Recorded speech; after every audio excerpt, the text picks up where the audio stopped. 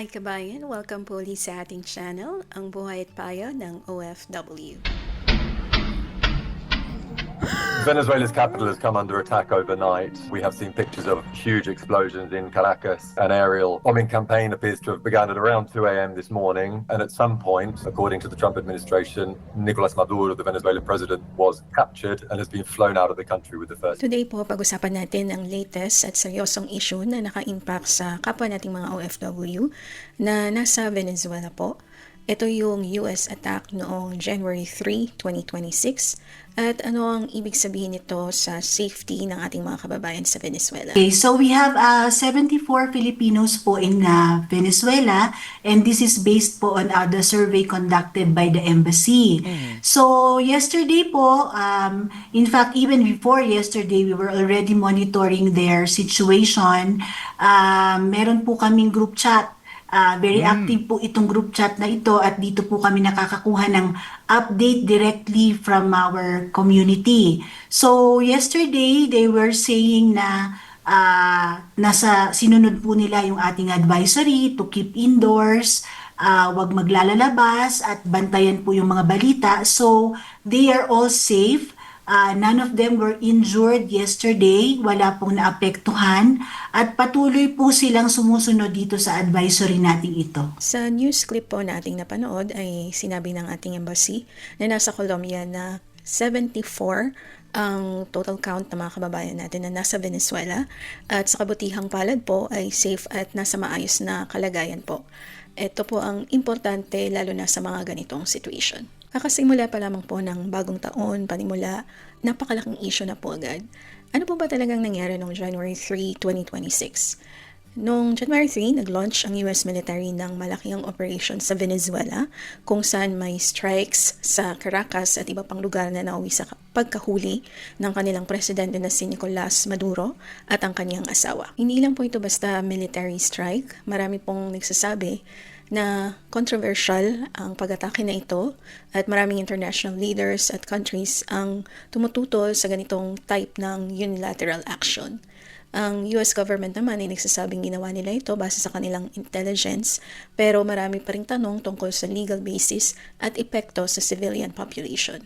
May mga bansa sa Latin America at Europe na jointly binabatikos ang ganitong operation or tumututol sa ganitong operation at nagsabing ito ay paglabag sa international law. Napakasalimot po talaga ng political issue na ito at sa ating pong video, hindi po natin kagustuhan na mag-create ng panic or ng anxiousness. Gusto lamang po nating magkaroon ng awareness para po sa kaligtasan ng ating mga kababayang OFW sa Venezuela. Papakita ko po sa inyo yung official Facebook page ng Embassy of the Philippines to Colombia at nakalagay po dito yung mga tips with regards to safety para sa mga kapwa natin Pilipino sa Venezuela.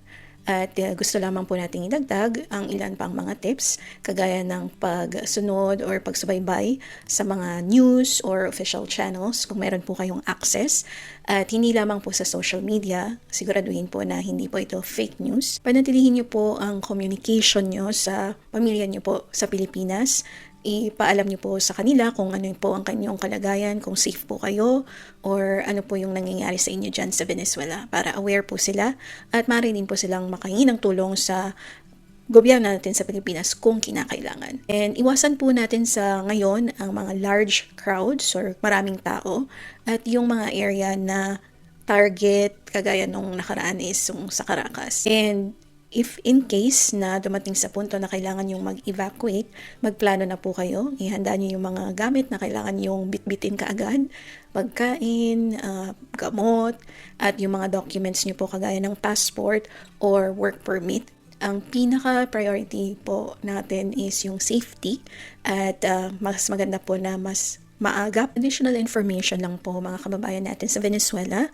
Kailangan pong malaman natin na ang Philippine Embassy po ng Colombia ang nag-handle ng mga Filipino sa Venezuela dahil wala pong sariling embassy sa loob ng Venezuela.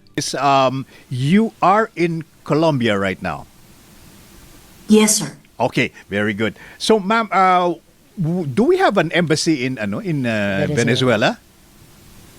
Wala po tayong embassy sa Venezuela, but the Philippine Embassy in Colombia has jurisdiction over it po. Maraming salamat po sa panonood mga kabayan. Before tayo mag-end ng ating video, gusto ko lang i-remind kayo na may contact numbers at may mga paraan para makipag-ugnayan kayo sa Philippine Embassy in Colombia na nag-handle ng mga Filipinos sa Venezuela, lalo na kung kailangan nyo ng assistance or may emergency. Nandito po sa ating screen at ilalagay rin po natin sa description below. Please, isave niyo po yung mga important contact numbers or contact information ng Philippine Embassy at ishare niyo rin po ito sa family niyo sa Philippines para meron din po silang matatawagan or makukontak in case nakakailanganin ng tulong. Maraming salamat sa panonood mga kabayan. Kung nakatulong sa inyo ang video na ito, please like, subscribe, and hit the bell icon para lagi kang updated sa OFW News at safety tips. Muli po mga kabayan, lagi po tayong mag-iingat and God bless us all.